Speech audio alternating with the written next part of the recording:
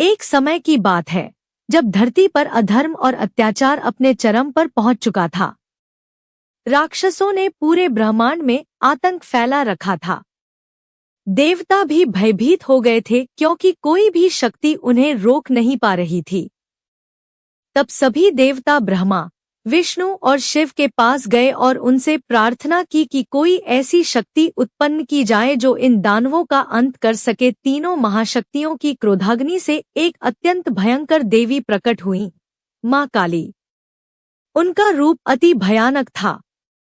उनका रंग गहरा काला था, बाल बिखरे हुए, गले में नरमुंडों की माला, कमर में कटे हुए हाथों की माला और हाथों में खड्ग और राक्षसों का सिर। उनके चेहरे से भय नहीं बल्कि एक दिव्य चेतना और सहार की ऊर्जा झलकती थी। माँ काली ने युद्धभूमि में कदम रखा और दानवों का संहार शुरू कर दिया। उनके एक एक वार से राक्षसों की सेनाएं धराशायी होती चली गईं। कोई उनका सामना नहीं कर सका। वे इतनी तन्मयता से युद्ध कर रही थी कि उन्हें संसार की सुध नहीं रही।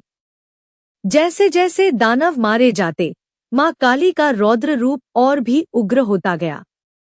उनका प्रचंड रूप ब्रह्मांड को भी कंपा रहा था। देवता चिंतित हो उठे कि कहीं यह संहार रूप सारी सृष्टि को ही न निगल जाए। तब भगवान शिव ने संसार की रक्षा हेतु एक उपाय सोचा। वे चुपचाप युद्धभूमि में जाकर माँ काली के पैरों तले लेट गए। जैसे ही माँ काली ने शिव को अपने पैरों के नीचे पाया, उनकी चेतना जाग उठी। उन्होंने तुरंत अपने क्रोध को रोका और लज्जा से अपनी जीभ बाहर निकाल ली। माँ काली समझ गईं कि उनका संहार रूप अब समाप्त होना चाहिए। उन्होंने अपने हाथ से शस्त्र त्याग दिया और शांत हो गईं। इस प्रकार सृष्टि की रक्षा हुई और अधर्म का अंत हुआ। माँ काली का यह स्वरूप न केवल संहार का प्रतीक है, बल्कि यह भी दर्शाता है कि जब अन्याय और अत्याचार अपनी सीमा पार कर लेते हैं, तब देवी शक्ति स्वयं हस्तक्षेप करती है और संतुलन स्थापित करती है।